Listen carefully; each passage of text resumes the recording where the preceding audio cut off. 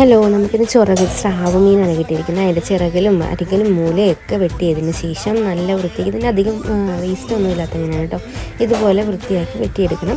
നല്ല പച്ച മീനായിരുന്നു. അപ്പോൾ ഇതൊക്കെ വെട്ടിയതിന് ശേഷം ചെറിയ ചെറിയ പീസുകളാക്കി എടുത്ത് നല്ലോണം വൃത്തിയായിട്ട് കഴുകിയെടുത്തതിന് ശേഷം വേണം ഇതിന് അരം തപ്പാനായിട്ട് വെട്ടുന്നതിന് മുന്നേ തന്നെ കുറച്ച് വെള്ളം തിളപ്പിക്കാനായിട്ട് ഞാൻ വെച്ചിട്ടുണ്ട്. അപ്പോൾ ഇത് ചെറിയ ചെറിയ പീസുകളാക്കി മുറിച്ചതിന് ശേഷം നമുക്ക് നന്നായിട്ട് വൃത്തിയാക്കി കഴുകിയെടുക്കണം. അതിന് മുന്നേ ഇതിൻ്റെ ഉള്ളിലുള്ള കുടലും എല്ലാം എടുത്തതിന് ശേഷം വേണം നമ്മൾ കഴുകിയെടുക്കാൻ. അപ്പോൾ തിളച്ച വെള്ളം നന്നായിട്ട് റെഡി ആയിട്ടുണ്ട്. പിന്നെ ഒരു തവി ഉപയോഗിച്ച് ആ വെള്ളം ഒഴിച്ചതിന് ശേഷം നന്നായിട്ട് ഇളക്കി കൊടുത്ത് പെട്ടെന്ന് തന്നെ തണുത്ത വെള്ളത്തിലേക്ക് മാറ്റി കൈകൊണ്ട് ഇതുപോലെ അരം തപ്പി എടുക്കണം. ഇത് അരം തപ്പുമ്പോഴത്തേനും നമുക്ക് ഇത് നന്നായിട്ട് വൃത്തിയായിട്ട് പോകാൻ വേണ്ടിയിട്ട് നല്ല നഖം വെച്ചിട്ട് ഒന്ന് പയ്യെ ഉരച്ച് കൊടുത്താൽ മതി, പെട്ടെന്ന് തന്നെ വരും. അപ്പോൾ ഞാൻ അതുപോലെ ചെയ്തിട്ടുണ്ട്. പിന്നെ ഞാൻ മല്ലിമുളകും പെരിഞ്ചീരകവും മല്ലിപ്പൊടിയും കുരുമുളക് പൊടിയൊക്കെ ഇട്ടിട്ട് നന്നായിട്ട് വറുത്തെടുത്തിട്ടുണ്ട്. അതിനകത്തേക്ക് ഇഞ്ചി വെളുത്തുള്ളി പച്ചമുളകൊക്കെ ഇട്ട് മാറ്റി നന്നായിട്ട് കറി സെറ്റാക്കി വെച്ചിട്ടുണ്ട്. ഇഷ്ടപ്പെട്ടു.